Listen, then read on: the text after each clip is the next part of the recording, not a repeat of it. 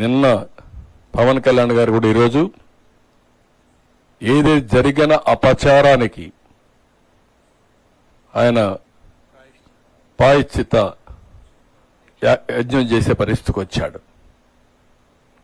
ఎవరి పాటికి వాళ్ళు ఏంటి జరిగింది, ఏంటి అన్యాయం అంటే మళ్ళా నువ్వు ఎక్కిలు చేస్తున్నావు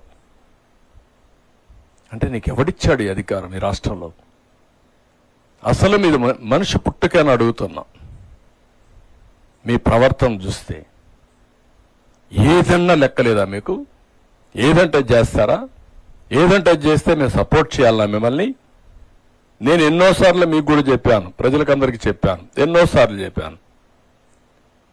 ఒక వ్యక్తి నేరస్తుడు, అందులో కూడా కరుడు గట్టిన నేరస్తుడు, రాజకీయ ముసుగులో ప్రజల్ని మోసం చేయడం కోసం వచ్చినప్పుడు ఒక పేపర్ పెట్టుకొని, ఒక టీవీ పెట్టుకొని విషాన్ని జింపుతూ అబద్ధాల్ని సత్యాలను చేయాలని ప్రయత్నం చేసే పరిస్థితి వచ్చినప్పుడు చాలా ప్రమాదం ఉంటుంది. అందుకే నేను ఎస్కోబార్ కూడా చెప్పా ఏం చేశాడని.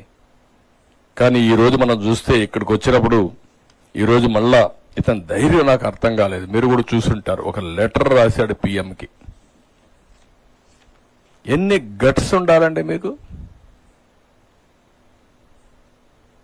మొత్తం దేశమంతా ప్రపంచమంతా హిందువులు కుతకుతలాడుతా ఉంటే ఇంకా నువ్వు అబద్ధాలతో అసత్యాలతో లెటర్ రాసి ఎదురుదాడి చేసే పరిస్థితికి వచ్చావంటే ఎవడిచ్చాడు నీకు ఈ అధికారం?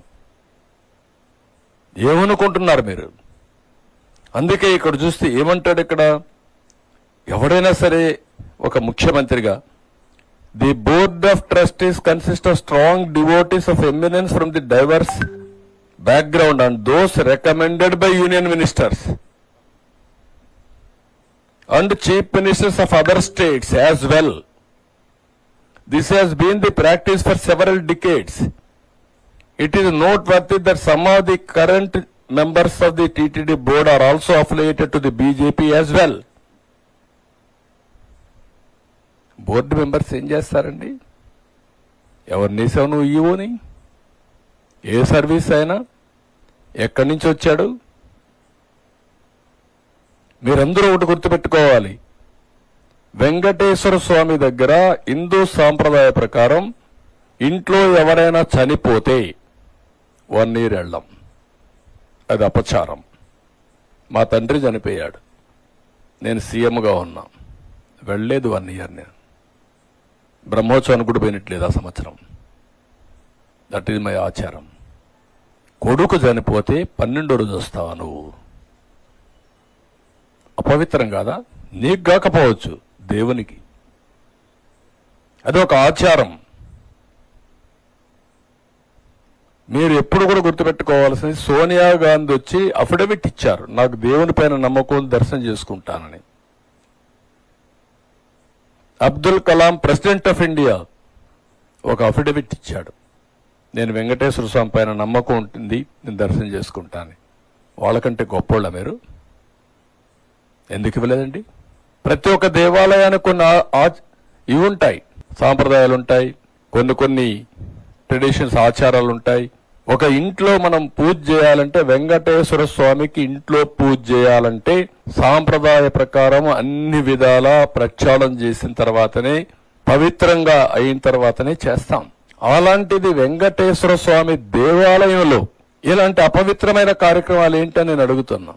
ఇలాంటి అపవిత్రమైన కార్యక్రమాలు చేసి మళ్ళా ఎదురుదాడి. ఎవరైతే టీటీడీ ఈఓ మాట్లాడుతున్నాడు, ఎక్స్-ఈఓ, టీటీడీ బోర్డు చైర్మన్, ఒక పక్క ఆయన భార్య బైబిల్ పట్టుకొని తిరుగుతూ ఉంటుంది, ఎక్కడ చూసినా ఫోటోలు వస్తున్నాయి. ఈయన మాట్లాడతాడు, మళ్ళీ ఎదురుదాడి చేస్తాడు. నీకు నమ్మకం లేకపోతే రావద్దు, అది వేరే విషయం. నువ్వు లేకపోతే లేరా ఇక్కడ?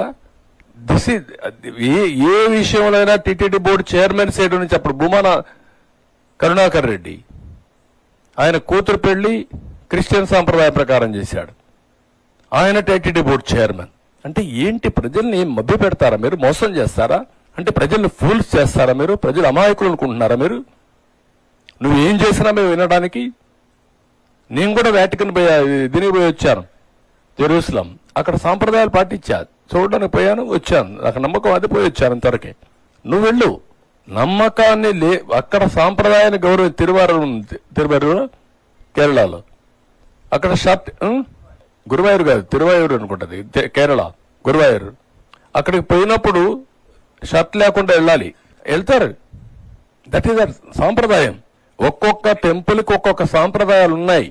వెంకటేశ్వర స్వామి దగ్గరికి వస్తే ఒక సాంప్రదాయం, శ్రీశైలం పోతే ఇంకొక సాంప్రదాయం.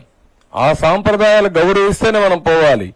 అట్లా కాకుండా నేనేం చేసినా చెల్లుబాటు అవుతుంది, నేను ముఖ్యమంత్రిని, ప్రజలు ఓట్లు వేసేశారు కాబట్టి నేను ఏదైనా చేసేస్తాను, లేకుంటే వెంకటేశ్వర స్వామి భూములన్నీ అమ్మేస్తాను, లేకపోతే వెంకటేశ్వర స్వామికి ఉండే డబ్బులన్నీ నేను తీసేసుకుంటాను, లేకుంటే శ్రీవాణి పేరు పెట్టి అకౌంట్ లేకుండా చేసేస్తాను, లేకుంటే దేవుడి పేరు చెప్పి ఒక్కొక్కరు లక్షల టికెట్లు అమ్ముకుంటాం. ఏంటి వాట్ ఇస్ దిస్? ఒక చైర్మన్ ఏంటంటే 3,75,000 టికెట్లు. ఏమైంది మీకు?